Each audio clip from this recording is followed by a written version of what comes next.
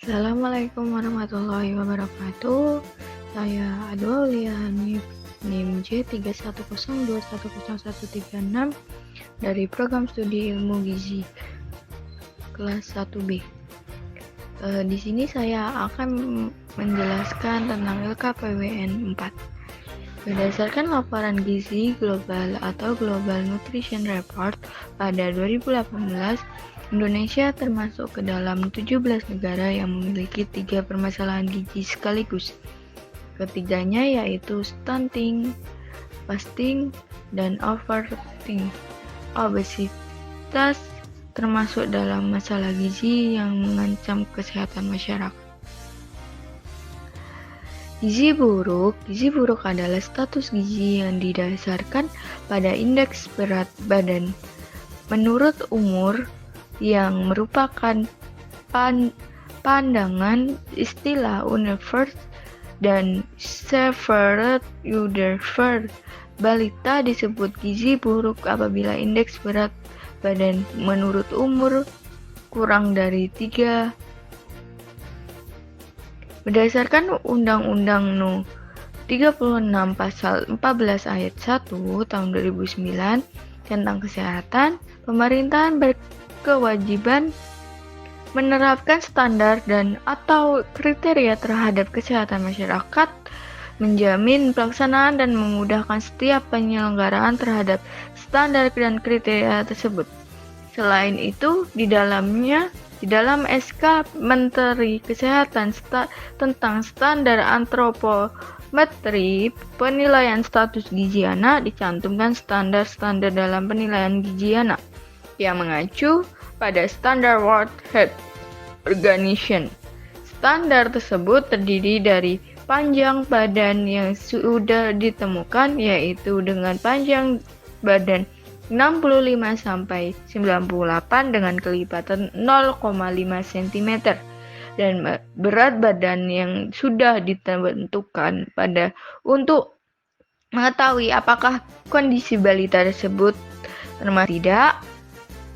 Di pembelajaran ilmu gizi ini kita dapat mengetahui bagaimana caranya kita mengenal suatu proses munculnya penyakit yang disebabkan oleh faktor bahan pangan, mulai dari pola makan yang tidak baik atau tidak teratur, terlalu memilih pada makanan, tidak mau mengonsumsi sayuran, hingga alergi pada suatu makanan.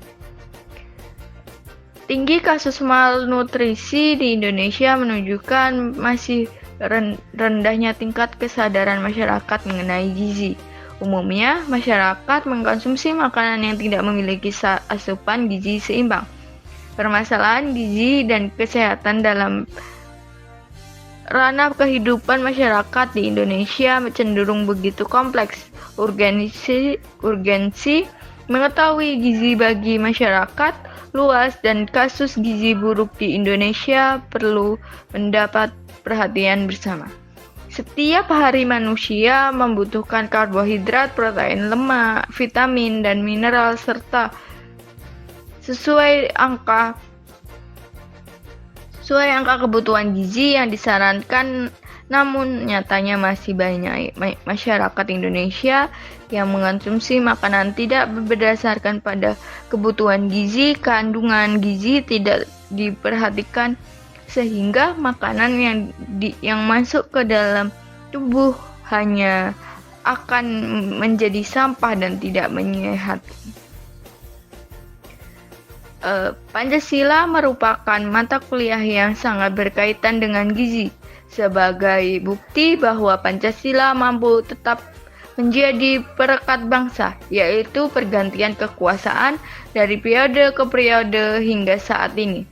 Telah terjadi beberapa kali pergantian kepemimpinan nasional, tetapi bangsa Indonesia tetap masih bersatu, sama halnya dengan apa yang terjadi di masa kritis yang lalu. Pancasila hadir sebagai solusi kebangsaan. Secara filosofis, Pancasila bukanlah agama, tetapi 5 dasar tata hidup dan penghidupan bangsa Indonesia. yang setelah digali sedalam-dalamnya dari jiwa dan kehidupan bangsa dirumuskan sebagai suatu kesatuan.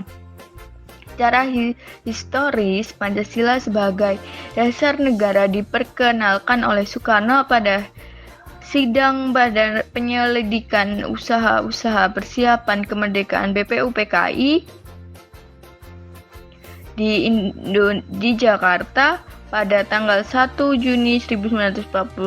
Pancasila berefleksikan nilai-nilai yang didasarkan pada pengalaman faktual, pengalaman akal, serta pengalaman religius bangsa Indonesia. Secara ludis, Pancasila sebagai ideologis dan dasar negara dirumuskan dalam alinea keempat pembukaan Undang-Undang Dasar Republik Indonesia tahun 1945 dan dijabarkan dalam pasal-pasalnya.